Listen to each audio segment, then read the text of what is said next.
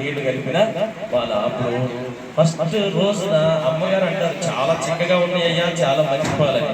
అదే అమ్మగారు ఇంట్లో అయ్యగారితో అంటారు 10 రోజుల తర్వాత మనం పాలు పోపించుకుంటున్నాం కానీ పాలు పోసే వ్యక్తి నమ్మకంగా లేడు, ఇదివరకు పోసినట్టుగా చిక్కగా పాలు మనకి పోయట్లేదు. అంటే ఏ దాంట్లో అయినా సరే నమ్మకత్వంగా ఈ మ్యాటర్ ఆఫ్ ఇంటిగ్రిటీ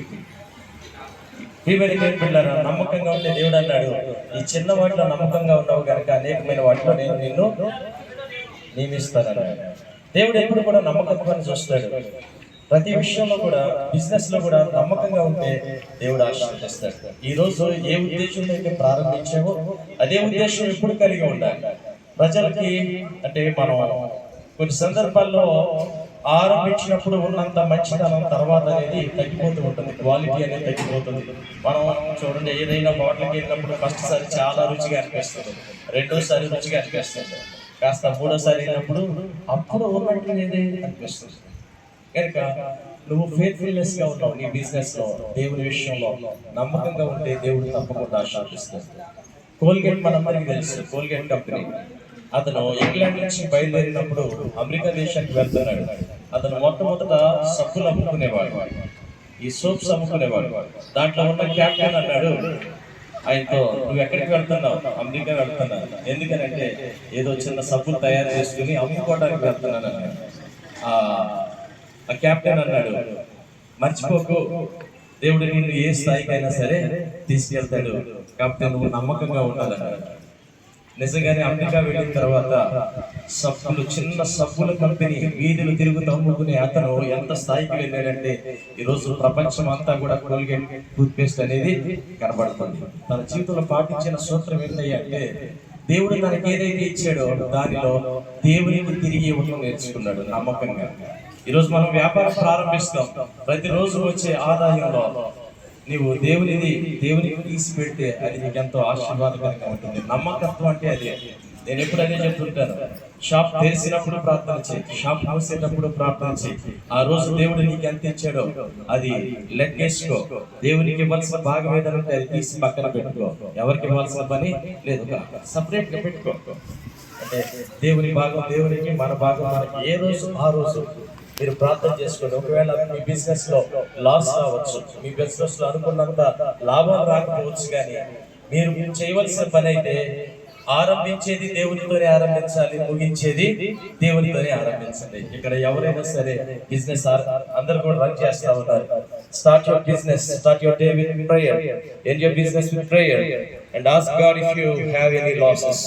ఏదైనా నష్టం వస్తే కనుక, అనుకున్నంత లాభం లేకపోతే అదే రోజు షాప్ లో మోకాళ్ళుని ఆ దేవుని వైపు చూసి, అయ్యా నాకు ఈ రోజు అనుకున్నంత లాభం రాలేదు, నేను 1000 రూపాయలు పెట్టుబడి పెట్టాను కానీ నాకు వచ్చింది 100-200, ఇది నా కుటుంబాన్ని పోషించుకోవడానికి సరిపోదు, నా జీవితానికి సరిపోదని అదే రోజు నువ్వు మోకాళ్ళు నీ షాప్ చూసే ముందు కన్నీరు కార్చి ప్రార్థన చేస్తే కనుక ఆ భగవంతుడు, ఆ దేవాది దేవుడు నీ ఎడలు కృప చూపి నీ నమ్మకత్వాన్ని బట్టి, నీ యథార్థతను బట్టి నీ పనిని స్థిరపరుస్తాడు. అందుకనే ఇదిగో నేను ప్రార్థన చేయగా ఆయన నా మనవి ఆలకించెను, నా యోచనను స్థిరపరిచి నా చేతి పనులను ఆశీర్వదించే దేవుడు. కనుక ఫెయిత్ఫుల్నెస్ అనేది చాలా ప్రాముఖ్యమైనది. మూడవది ఏంటంటే ఫుడ్ అనేది చాలా ప్రాముఖ్యమైనది కదంటారా. ఫెయిత్ అనేది చాలా ప్రాముఖ్యమైనది. రెండవది ఫెయిత్ఫుల్నెస్ అనేది ప్రాముఖ్యమైనది. మూడవది ఏంటి? ఫుడ్. మనందరం కూడా అది లేకుండా కోటి విద్యలు ఫుడ్ కరికే అన్నారు కదా. సో ఈ ఫుడ్ అనేది కరెక్ట్ గా ఉంటే ఇంట్లో కూడా సమాధానంగా ఉంటుంది. చూడండి, భార్య చక్కని భోజనం తయారు చేసి పెట్టింది అనుకోండి, ఎంత ప్రయాసపడి ఇంట్లోకి వచ్చినా సరే భలే పెట్టేవని చెప్పి చాలా సంతోషంగా ఉంటుంది. ఇంటికి మనం ఎంతో ఆకలితో వస్తాం, ఆమె కనుక సరిగ్గా భోజనం పెట్టలేదు అనుకోండి ఎలా ఉంటుంది? వాతావరణం ఒక్కసారి మూడంతా చేంజ్ అయిపోతుంది, ఎంతో సంతోషంగా ఉండే అట్మాస్ఫియర్ అంతా కూడా మారిపోతుంది. అందుకని ఒక ఆయన అన్నాడు, ఆకలితో ఉన్న మనిషి అంట మృగం లాంటి వాడు. A hungry man is like a animal, wild animal. నిజమే, ఆకలి తీర్చడానికి ఇవన్నీ పెట్టారు.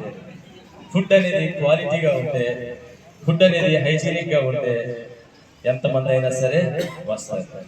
ఆ టేస్ట్ అనేది మారకూడదు, క్వాలిటీ అనేది మారకూడదు, చేసే విధానం ఎప్పుడు నీట్గా ఉండాలి. తమ్ముడు అర్థమవుతుందా? అట్లాగే పాల బట్టలు వేసుకుని అందరి దగ్గరికి వచ్చి తిరిగితే కనుక ఒకసారి చూస్తారు, 2 సార్లు చూస్తారు, 3వ సారి షాప్కి. దాని యాంబియన్స్ అనేది చాలా ప్రాముఖ్యం. అట్లాగే కస్టమర్ వస్తున్నప్పుడు మనం కొంచెం అంటే మనం వరుసగా మాట్లాడకూడదు. The way how we receive the customers will always have an impact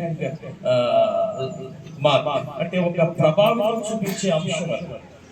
మనం ఎప్పుడైనా ఎవరు వస్తున్నా సరే వారిని రిసీవ్ చేసుకునే విధానం, వారికి వడ్డించే విధానం కానీ మాట్లాడే విధానం అనేది ఎప్పుడు కూడా ఇతరులను ఆకట్టుకుంటుంది నీ బిజినెస్ ని.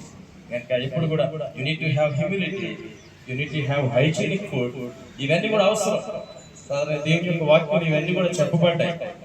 ప్రియమైన దేవుని బిడ్డారా, కనుక ఫుడ్ అనేది చాలా మ్యాటర్. కనుక ఈ ఆహార విషయంలో ఆయన చక్కని ఆహారాన్ని అందించగలిగితే ఎంతమంది అయినా సరే ఇక్కడికి వస్తారు.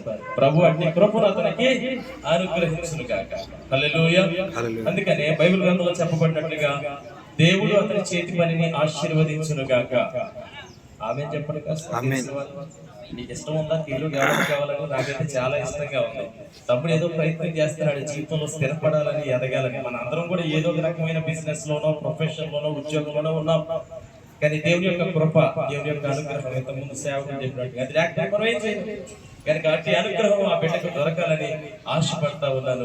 కనుక చెప్పబడిన 3 విషయాల్లో your faith matters, your faithfulness matters and your food matters. ఈ 3 ఎఫ్ఎఫ్లు కూడా మైండ్లో పెట్టుకో. దాని ప్రకారం వీళ్ళు దేవుడు అద్భుత రీతిగా నీ బిజినెస్ ని విస్తరింపజేస్తాడు, ఆశీర్వదిస్తాడు. అట్టి కృప ఇల్లుకి దేవుడు అనుగ్రహించును గాక. మీరందరూ కూడా కళ్ళు మూసుకుంటారు. ఒకసారి కళ్ళు మూసుకుని హృదయంలో ఒక మాట చెప్పండి. ప్రభువా, ఎవరు బిడ్డ చిన్న బిజినెస్ ప్రారంభిస్తా ఉన్నాడు, మేము ఈ